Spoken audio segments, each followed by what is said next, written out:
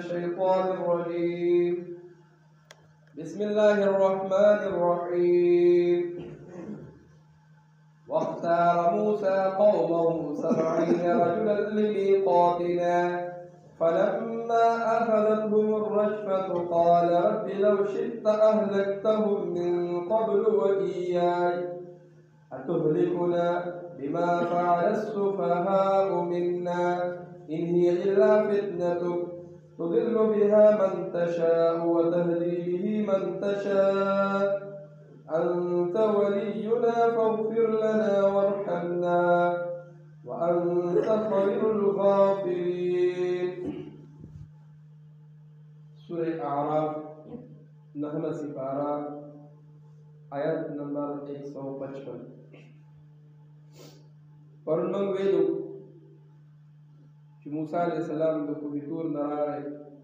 او تخته یې راوړلې. هغه واقعه تېره شوې وه چې هارون علیه السلام نه ډېر زیات او د قوم نه هم خفه و چې هغوی د سپي عبادت شروع کړی. چې کله یې تورات تخته یې راغلې امت ته د خپلو بني اسرائیلو ته مخې ته کړې، وایي دا د الله ماله راکړي دي، تاسو کتاب غوښتی و، تاسو یو دستور او قانون غوښتی و، الله دا ماله راکړ او هغې ته یې بیانو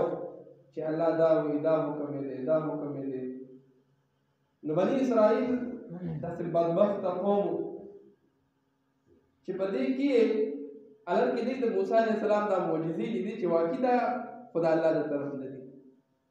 دا موږ ته چې مخې ته سمندر کې 12 لارې موږ ته جدا شوې، دا هم جادو نه و، خو دا خو الله وکړل داسې. نو سوال او اعتراضات یې شروع کړل.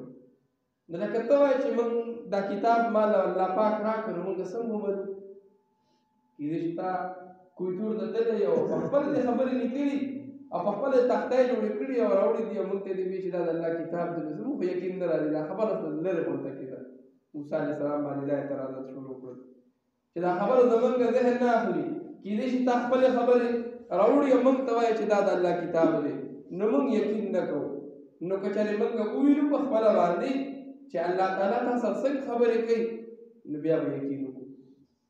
موسی علیه السلام الله ته دعا وکړله، ګوره قوم داسې وایي،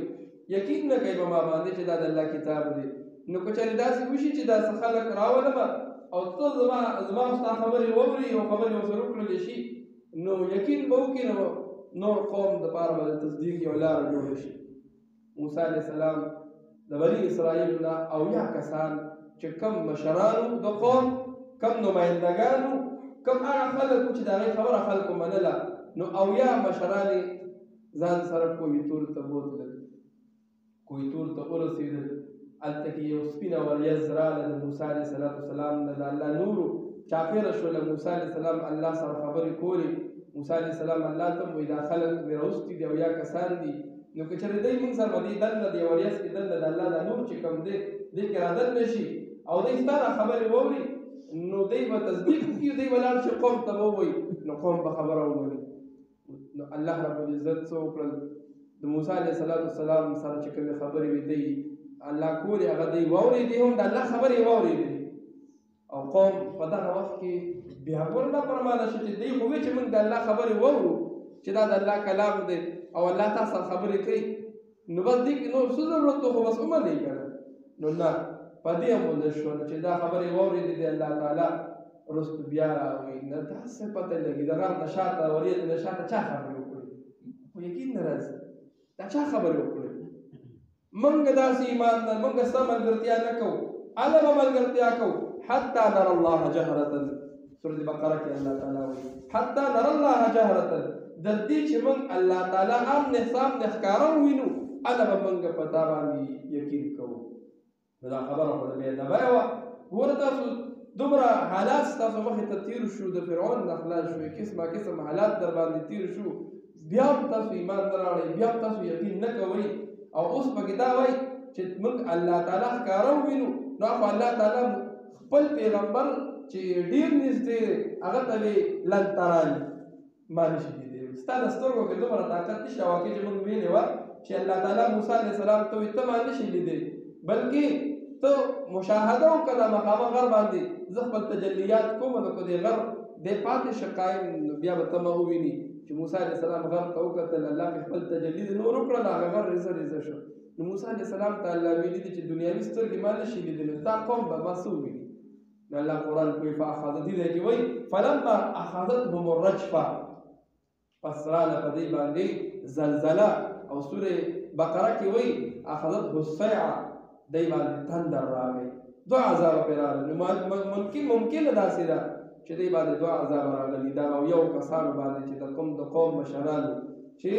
د بر نه بې اسماني بجلي او تندر هم را پرېوتې وي او د لاندې نه ورته زلزله هم شوي وي نو دا اویا کسان مړه شو چې کله دا اویا کسان مړه شو نو موسی علیه السلام ډېر پریشانه شو په دې باندې چې دا څه چلو شو ما خو دا اویا د قوم نه راغونډ کړو نمایندګانو د دې لپاره چې دوی د الله دا خبرې واورېدې قوم ته واپس لاړ شي او زما د دې خبرې تصدیق وکړي چې او دلته وشو داسې نو قوم په خبره ومني نو اوس خو خبره ورټه شوله قوم له به څه جواب ورکړو بني اسرائیل خو دي داسې ضدیان ورته کې نو که زه واپس لاړ شم نو قوم به وایي چې ښه دا اویا دې راغونډ کړل نو مړولو نه دې بوتلل یو دوه دویم نمبر دا چې قوم به ما سره اوس جګړه کوي د اویا کسان چې کوم مړه شوي دي د دې بدل واخلي نو الله په سوال مینت کوي چې یا الله ما ته پته ده که چېرې تا موږ هلاکولې دی دې هلاکولې نو په سمندر کې چې راتېوتو او قوم فرعون دې هلاک کړو ډوب دې کړو تا به دې ډوب کړو بل موقع باندې به دې ټول هلاک کړي وو او ای الله چې دی یې هلاک کړل نو زه دې ولې ژوندی پرېښودم زه به دې ورسره هلاک کړی وی چې خبره ختمه شوې وي ما خو دا اویا راوستي وو چې دی ستا کلام واورې قوم ته ورشي او تصدیق وکړي نو خبره قوم له به څه جواب ورکوم او بیا فرمایي ورپسې اتهلکنا بما فعل السفهاء منا آیا ته موږ د یو څو بېوقوفو د وجې تا دا ټول هلاک کړل دا خبره خو ټول نه وکړه یو څو پکې دا وکړه ځکه چې بعضې یو جرګه وي یو څه خلک راجمع شي نو د ټولو رای یو شانتي نه وي خو یو څو پکې خبره وکړي نو نور وایي دغه چې ته څه وایې نو د یو څو بېوقوفو د وجې ته دا هلاک کړل الله وی ان هي الا موسی علیہ السلام ان هي الا فتنتک معلومات ما ته پته ده دا ازمیخ د امتحان دی چې دا اویا دې مړه کړل او د امتحان چې دا اویا یې مړه کړل او بیا یې ژوندي کړل نو ډېرو ته الله تعالی په دې خبره هدایت کوي او بعضې ذهن نه اخلي دا څنګه چلو شو مړه څنګه شو بیا یې ژوندي څنګه کړل او قوم ته واپس څنګه رالل نو الله وی په داسې واقعاتو سره ډېرو ته هدایت کوم او ډېرو ته چې دغه څه شي هغه ګمراه شي نو په دې آیاتونو کې دغې واقعې طرف ته اشاره ده واختار موسی قومه غوره کړل موسی علیه السلام قومه د خپل قوم نه 70 رجلا او یا سړي لمیقاتنا د مقرر وخت دپاره چې کوی تور ته بځو فلما اخذتهم الرجفه کله چې ونیسل دی لره زلزلې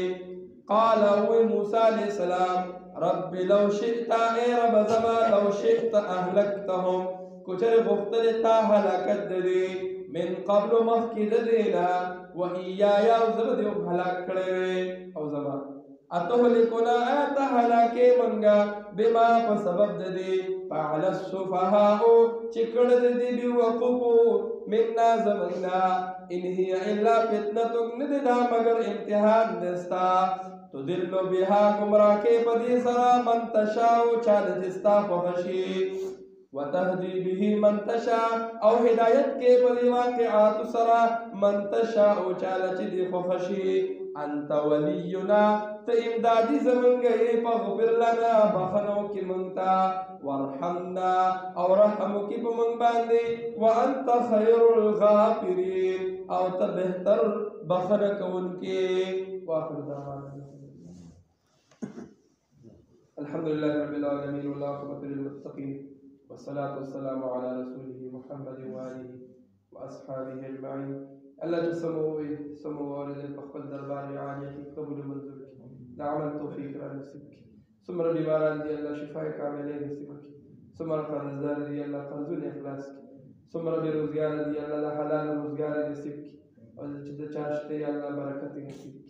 الله مسجد پاعمال بعد آباد یا اللہ دا خیر دا رحمت باران کی یا اللہ دا قرآن پا خاطر دا خیر دا رحمت باران کی بیمار ختم کی پریشان ختم کی یا اللہ دا من ہر کور یا الله خوشحال هر کور کې خوشحالي راوړي مصیبتونه پریشانۍ ختم کړي یا الله دا کلی دا محله یا الله په دین باندې آباد کړي الله بېدیني دې ختمه کړي الله د مسجد چې څومره کارونه پاتې دي یا الله خیر سره ورسي اختتام ته ورسي چا هم چې څومره په دې کې ورکړي دي لاس پوخ محنت یې کړی